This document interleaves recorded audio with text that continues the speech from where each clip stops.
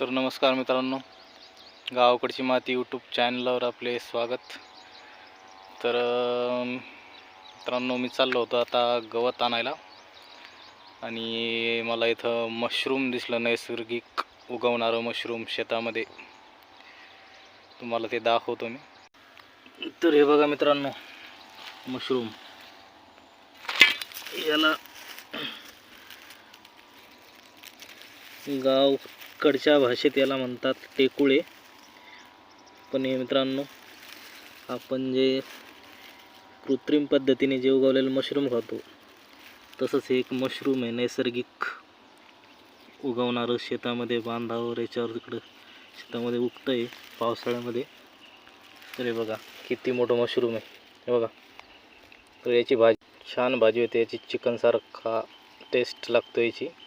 ठीक आहे, धन्यवाद मित्रांनो, नेक्स्ट व्हिडिओमध्ये.